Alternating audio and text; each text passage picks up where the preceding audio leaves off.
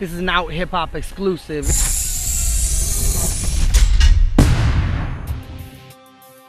It's your boy, Captain Magik, the Homo Hop phenomenon. 216, Cleveland, Ohio.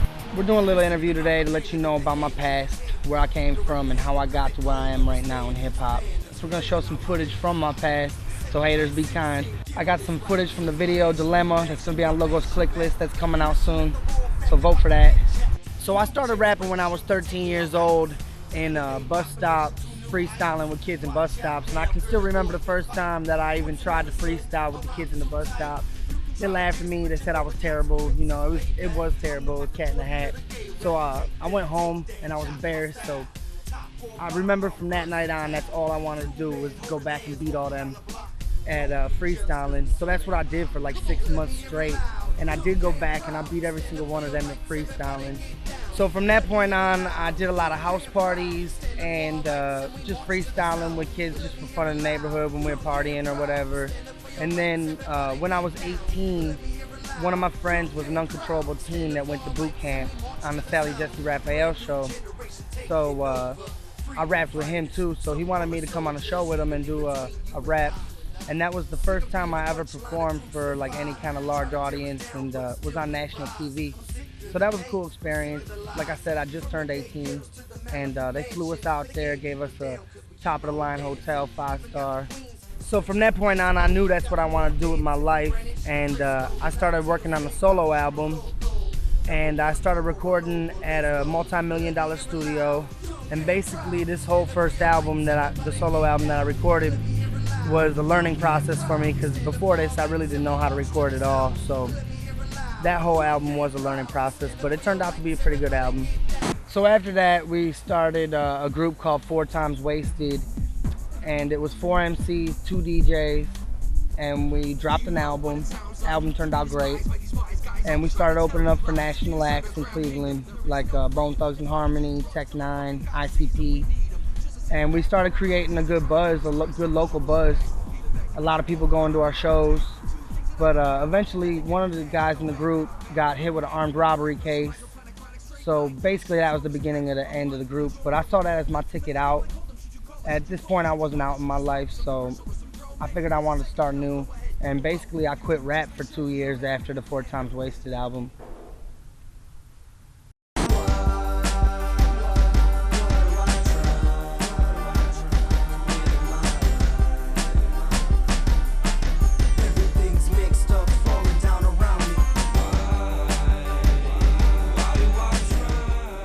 So after the 4 Times Wasted album, like I said, I quit rap.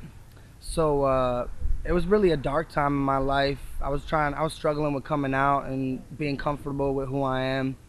And I started drinking, I got heavy into drugs. And one night I crashed my car into a fire hydrant, and I left my car there and I took off on foot.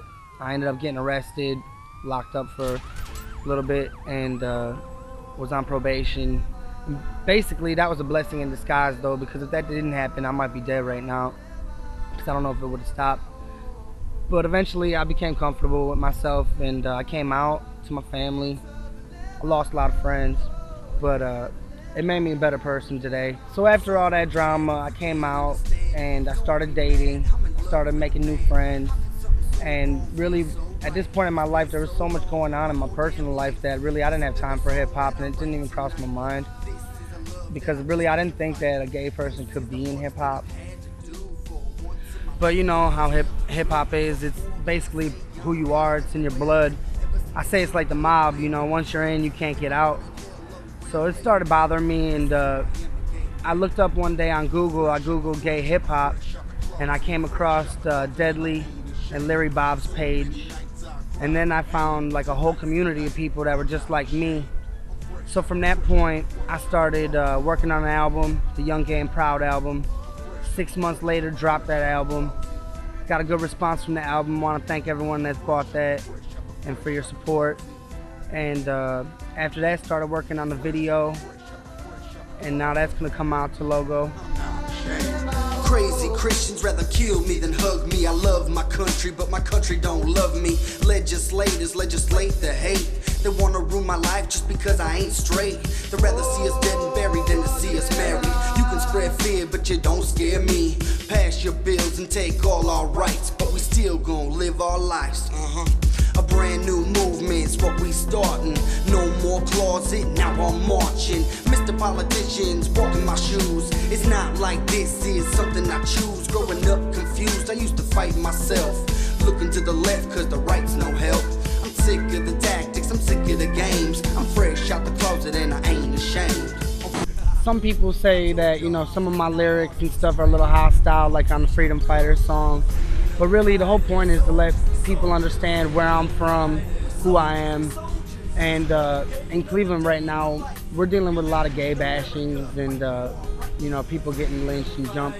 So basically, I gotta put that in my music because I gotta tell what's going on in my neighborhood.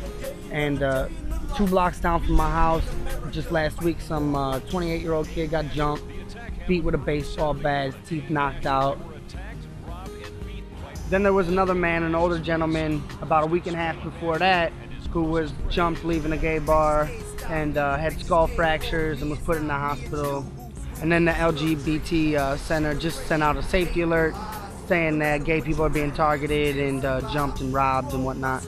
So basically that's what's going on in my neighborhood. That's why I have the lyrics that I have, you know. In some parts of the United States, we're allowed, you know, we're getting accepted, being allowed to get married. It's not a big deal to be gay. You can walk down the street holding hands and nobody even looks twice.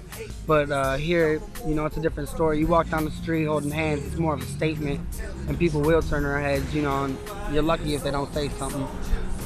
Basically, the point of this interview was to let you know about who I am, where I'm from, and what I'm doing. The reason why I rap about what I rap about. So hopefully this gives you a little insight in your boy Magik. And don't forget to vote for the video on Logo's Click List, Dilemma. It's your boy Captain Magik. Thanks, Out Hip Hop.